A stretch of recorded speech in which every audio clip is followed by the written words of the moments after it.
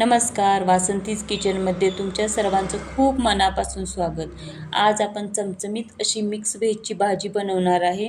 तर त्यासाठी मी इथे बटाटा, फ्लॉवर, टोमॅटो, वाटाणा घेतला आहे. तुम्ही तुमच्या आवडीप्रमाणे कोणतीही भाजी घेऊ शकता. आता पहिले वाटण करून घेऊया. त्यासाठी मिक्सरच्या भांड्यामध्ये मी बारीक चिरलेला कांदा, कोथिंबीर, हिरवी मिरची एक घातली, आले लसूण घातलं आणि 1 वाटी बारीक किसलेलं खोबरं घालून घेतलं. त्याच्यामध्ये 1 चमचा धने टाकले आणि 1 चमचा जिरे टाकले. त्यामध्ये 1 वाटी छोटे पाणी घालून मिक्सरला त्याची बारीक असं वाटण करून घेतलं. या पद्धतीनं बारीक असं वाटण करून घ्यायचं. तुम्ही बघू शकता.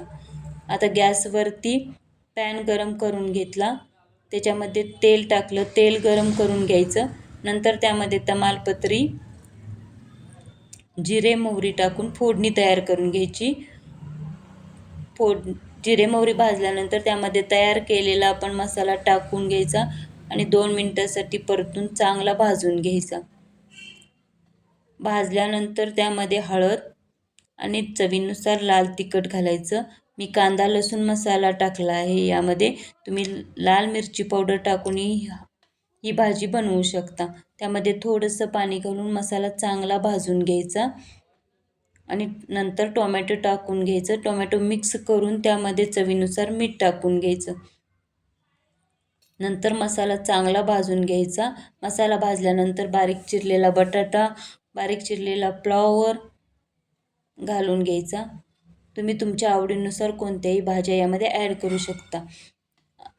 तुम्ही मटारच्या शेंगा जर वापरणार असाल तर आत्ता या बटाटा फ्लॉवरसोबतच मटारच्या बिया टाकायच्या आणि वाफ द्यायची. झाकून 1-2 मिनटासाठी वाफ द्यायची. मी इथं फ्रोझन मटार टाकला आहे म्हणून मी नंतर घातला आहे. तर मटार मिक्स करून घ्यायचं आणि भाजी शिजेल इतपत पाणी घालून घ्यायचं. मिक्स करून घ्यायचे सगळ्या भाज्या आणि झाकण ठेवून 5 मिनिटासाठी ही भाजी शिजवून घ्यायची. आपली भाजी तयार आहे. वरून कोथिंबीर टाकून घ्यायची. ही भाजी तुम्ही चपातीसोबत, भाकरीसोबत, पराठ्यासोबत खाऊ शकता. खूप मस्त लागते. तुम्ही या पद्धतीने एकदा करून बघा. आवडली तर लाईक करा, शेअर करा आणि कमेंट करून नक्की सांगा.